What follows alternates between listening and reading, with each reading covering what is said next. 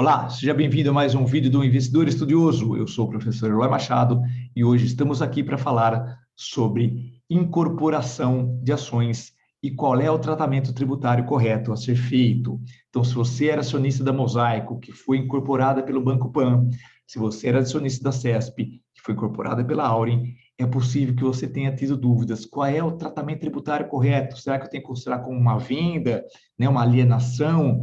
E posterior compra, será que pode ser que eu tenha tido ganho de capital? Será que eu tenho que pagar imposto? E o meu limite dos 20 mil, como é que fica? Então, gente, essas dúvidas todas, né, que infelizmente não tem algo que a gente ache fácil, qual é a regra, como não é, eu decidi ir atrás, estudar o assunto. Então, fui pesquisar um monte de decisões judiciais, conversei com um monte de gente nos comentários dos nossos vídeos, né? Conversei com amigos com larga experiência em bolsa de valores, certo? E trago para vocês aí o resultado de tudo isso. E eu posso adiantar uma coisa, eu trago boas notícias. Então, fica comigo, vamos lá. Pessoal, esse vídeo não é recomendação de nada, não tem o caráter de recomendar, nem compra, nem venda, é meramente educacional, né? Ajudar as pessoas aí a entenderem algumas coisas que às vezes não são muito claras, e aí a ideia é sempre objetivos educacionais, ajudar você nessa nossa jornada de investidores, tá bom? Muito bem. Pessoal, como o economista sincero costuma dizer, este talvez seja o nosso vídeo mais importante do canal. Mas brincadeiras à parte, é sério, tá? Eu realmente fui atrás do assunto, fui pesquisar, li um monte de decisões judiciais, tem muita coisa que se assemelha aos nossos problemas, tem horas que não tem a ver, mas tem que ler tudo e é uma linguagem complicada e é demorado, né? Conversei com um monte de gente, o Fernando Pimentel, nos comentários dos nossos vídeos, sabe, ele teve a ideia de mandar um e-mail para a Receita Federal, recebeu uma resposta muito interessante, e aí eu falei, eu vou fazer a mesma coisa para ver se eu recebo a mesma resposta, né? Porque vai que quem responde é, sei lá, o estagiário e cada um responde o que acha. Então eu falei, vou fazer a mesma coisa, vou fazer a mesma consulta e vamos comparar as respostas, porque, poxa vida, se responder para duas pessoas diferentes que nos conhecem, né, em momentos diferentes, a mesma coisa, isso é extremamente animador, né? Então eu fiz essa consulta, vou mostrar para vocês. Conversei com colegas, né, o Edson, sabe, ele é extremamente competente, experiente, então vi como ele fazia, quais eram as opiniões dele, conversamos bastante, e eu fui formando a minha opinião a partir disso, né? Juntando tudo que eu consegui. Ontem à noite achei outra coisa extremamente animadora, e aí então agora estou trazendo um resumo de tudo isso para vocês, tá? Então vamos começar com o e-mail que eu enviei para a Receita. Gente, então vamos lá. Igual o Fernando fez, eu resolvi fazer também essa consulta para poder comparar a resposta que eu ia receber com o que ele disse que tinha recebido, porque ele recebeu uma resposta extremamente animadora, tá? Uma, assim, iluminadora e animadora, botando ponto final na questão. Então, tentei mandar uma mensagem clara, né? Falei, ó, queria um esclarecimento sobre qual é o entendimento correto. Quando uma empresa que eu tenho ações compradas na B3, eu coloquei isso por quê? Porque muita coisa que eu fui lendo de decisões judiciais tratavam de empresas que não tinham ações da B3. Por exemplo, uma padaria de dois primos que incorporou a padaria menorzinha do irmão e não sei o quê, e, sabe? Então, eventualmente podia não se aplicar quando tem ações, quando não tem capital aberto e etc. Então, eu tentei ser o mais claro possível para o nosso caso, né? É incorporada por outra, com recebimento de novas ações, a empresa que incorporou. Há necessidade de apurar eventual ganho de capital ou é uma mera substituição de ações sem que haja alienação da posição incorporada? Então, o que eu perguntei? Quando tem a incorporação, é como se vende a velha e compra a nova, e se isso fosse verdade, né, nessa venda, alienação significa venda. Eventualmente, a gente podia ter ganho de capital e ter que pagar imposto, ou não, era só uma troca. E nessa troca, se não há alienação, não há o menor sentido em pagar imposto, tá? Imposto do que se não houve nenhuma venda, não houve uma entrada de dinheiro novo, né? Enfim.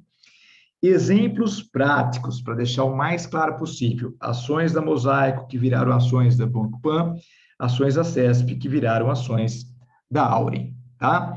E aí, assinei e mandei para a Receita no portal deles, certo? E eles, muito atenciosos, me responderam o seguinte. Então, vamos lá, ó. Resposta deles, está aqui.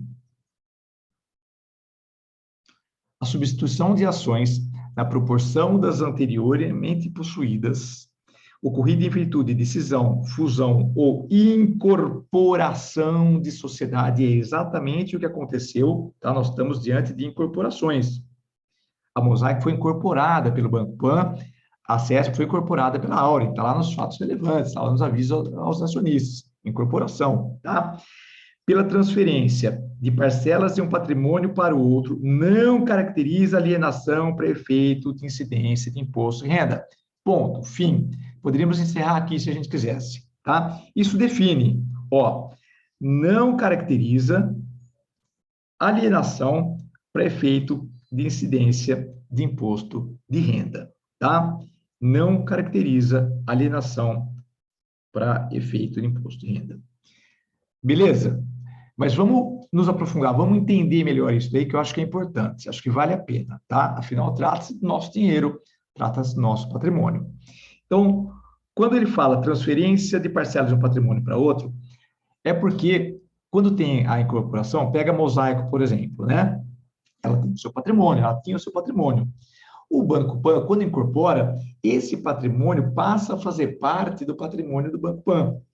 Então, existem regras de incorporação, eu li tudo sobre isso, existem regras para que uma incorporação seja uma incorporação, e não seja só uma empresa está comprando a outra, tá?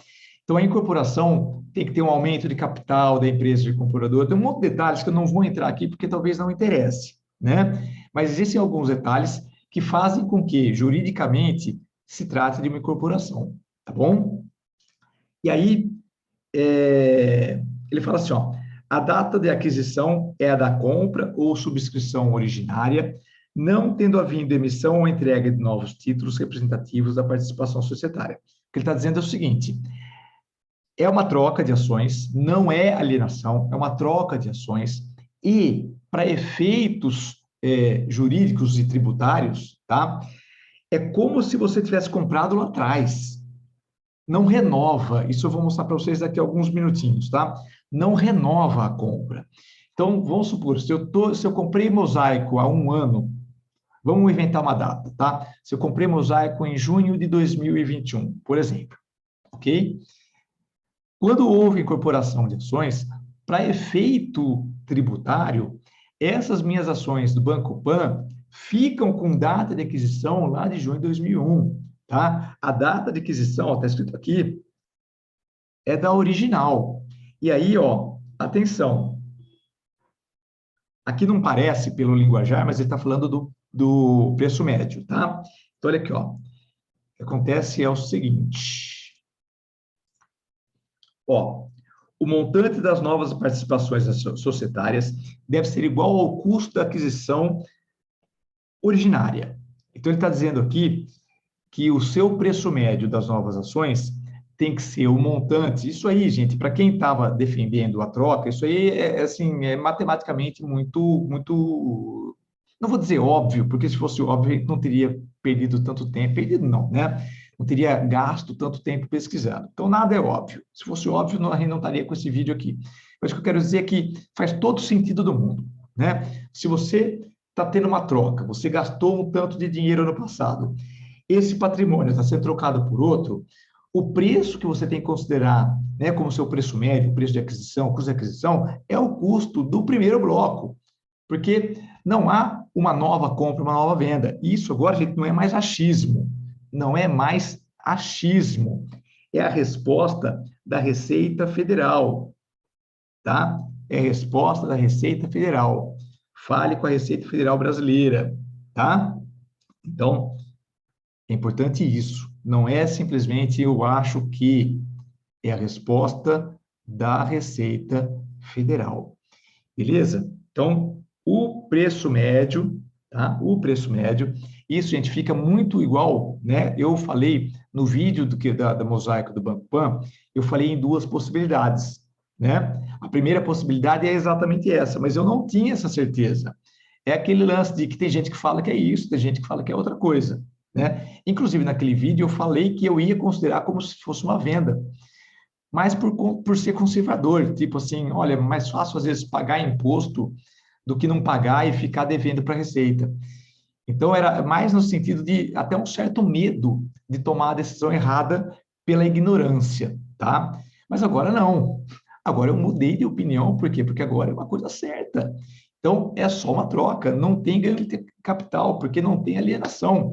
E o meu preço médio, o que eu coloquei lá naquele vídeo, que era o preço das ações do Banco Pan, no dia que começou a negociar, depois a troca, tarará, tururu, esquece, eu vou refazer aquilo lá.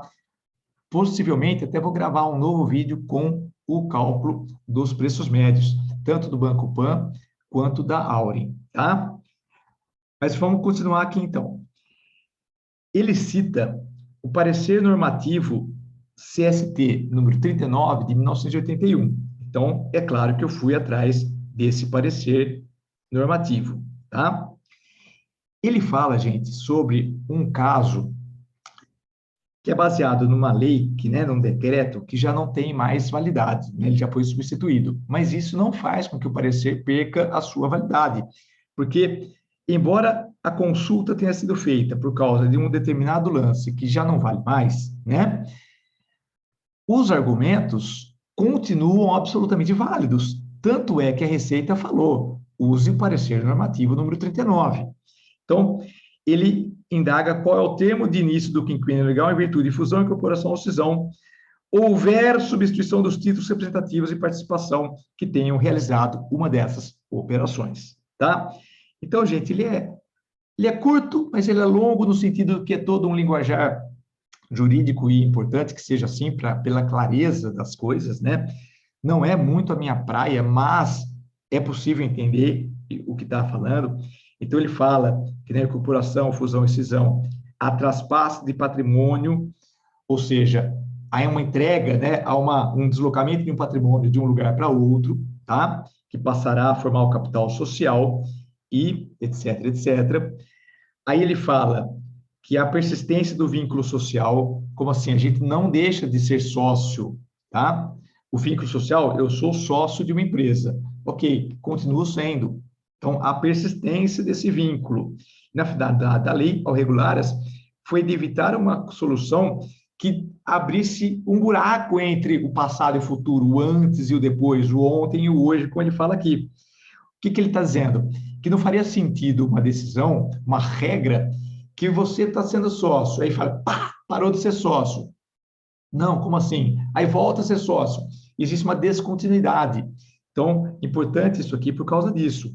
Quer dizer, a regra tem que ser algo que ela preserva a continuidade. Eu já era sócio, não faz sentido deixar de sê-lo, a não ser que eu faça as coisas por minha vontade própria, aliene as minhas ações por vontade própria, que não é o caso, tá?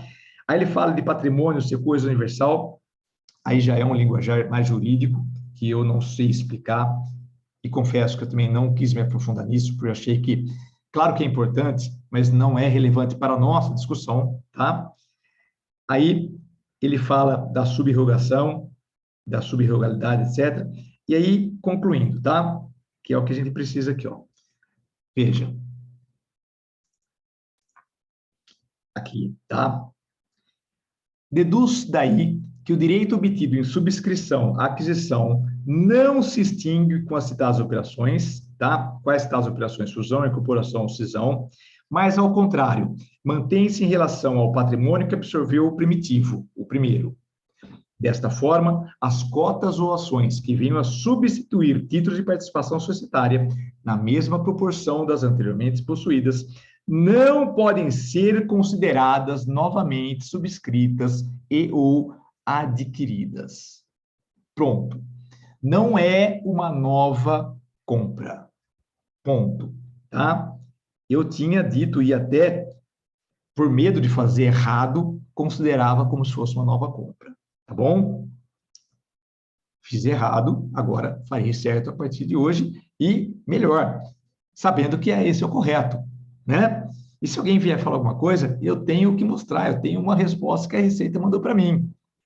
Então, ó, não podem ser consideradas novamente subscritas ou adquiridas. Por que não? Porque eu já comprei ela antes, tá?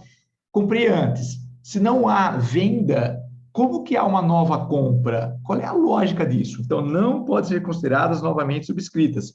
Por causa disso, não se faz um novo cálculo de preço médio. Pega-se o preço médio, claro, tem que ser adaptado à quantidade de ações que você recebeu. Então, por exemplo, com o Banco Pan, a gente recebeu uma quantidade de ações lá, 0,8, tá? Então, você tem menos ações do Banco Pan do que você tinha de Mosaico. Então, você adapta o preço médio para manter o quê? O custo total de aquisição, ok? Então, se você estava dividido em 100 partes, agora você divide em 80 partes. Mesma coisa com o CESP e com a Auren. No caso da Auren, você recebeu mais, recebeu quase 50% mais ações, tá? O fator, agora de memória, deve ser 154, se eu não estou enganado. Então, se você tinha 100 ações a CESP, você recebeu 154 da Auren. Posso estar falando bobagem no numerinho, mas é isso aí, né? Por aí. Significa que tem que readaptar esse custo, né? Que nem eu falei, eu faço um vídeo com algum caso real para a gente só deixar isso bem claro, tá?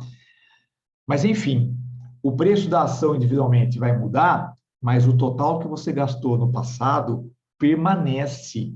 Por quê? Porque não há um rompimento. Lembra que está escrito lá em cima? Não há uma cisão aqui, ó, uma cisão não, uma... Onde que está escrito aqui? Ó, um abismo entre o ontem e o hoje.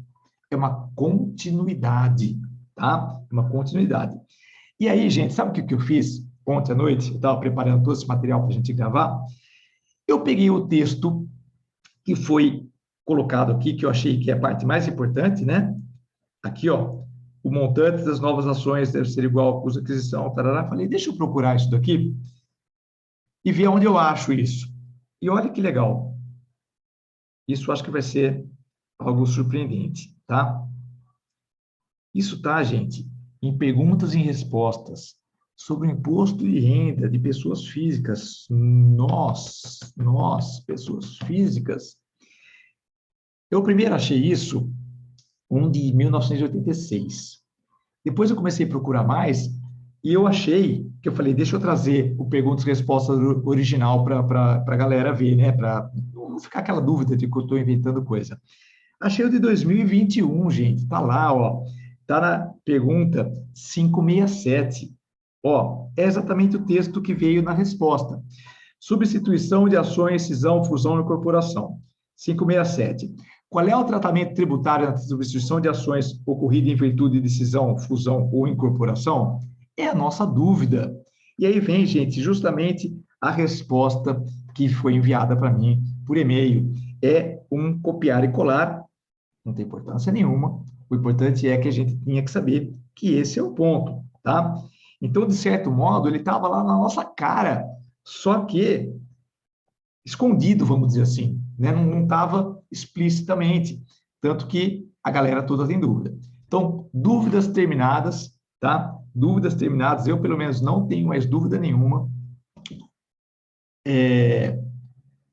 Coisas que eu falei em vídeos anteriores não representam mais do que eu penso. E fala assim, mas então você falou coisa errada. De certo modo, sim, porque, gente, quando a gente estuda as coisas, o conhecimento faz isso com a gente. O conhecimento, ele faz você transformar, você vai mudando de patamar. Quanto mais conhecimento você tem, mais você consegue olhar as coisas com clareza e tomar as decisões corretas, tá? Então, sem dúvida nenhuma. Tanto que, provavelmente, eu vou tirar alguns vídeos do ar para que eles não atrapalhem pessoas que eventualmente não vejam esse vídeo. Esse é o vídeo definitivo. Eu acho que a partir daqui eu não tenho mais dúvida, tá? Claro que eu não quero convencer ninguém, mas eu quero dizer para você que eu não tenho mais dúvida e a partir de hoje eu não vou mais considerar como antes. Como que eu fazia antes? Eu fazia até por, que nem eu falei para vocês, ignorância de qual era o jeito certo e na dúvida entre não pagar e pagar, às vezes era mais fácil a gente pagar para você não ter dor de cabeça, sabe? Paga a mais mas não fica como um devedor da Receita, né? Não fica com o seu nome lá. Porque, poxa vida, é bom fazer as coisas certas, não devemos sonegar, a gente tem que agir sempre corretamente, é muito importante isso, tá? E na dúvida, então, eu sempre ia para o caso mais conservador, quer dizer, vai que é, né? Vai que é, então você tem que apurar um ganho de capital e refazer o seu PM, vai que esse é o jeito certo. Não é.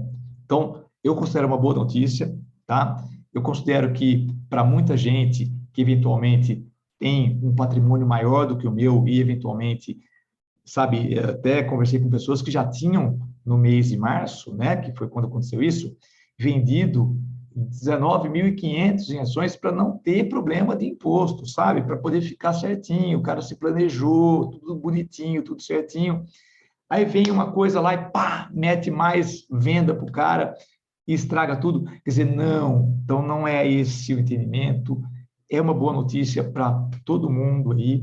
E a partir de agora, eu acho que está definitivamente resolvido, pelo menos para mim. Tá bom? Espero que você tenha gostado. E aí eu peço a sua colaboração. Ajude o nosso canal, compartilhe esse vídeo com os seus colegas, deixe o seu like, inscreva-se no canal, ativa o sininho para que quando eu coloco mais vídeos, você receba a notificação. É sempre bom ter você aqui com a gente, tá? E deixe lá nos comentários a sua opinião, deixe se você concorda com o que foi falado, o que você vai fazer a partir de agora. É sempre bom, foi a partir dessa interação com vocês que surgiu a necessidade de eu correr atrás e tentar pôr uma pedra final nesse caso. Tá bom? Então, um grande abraço, gente, e fica com Deus. Até o nosso próximo vídeo.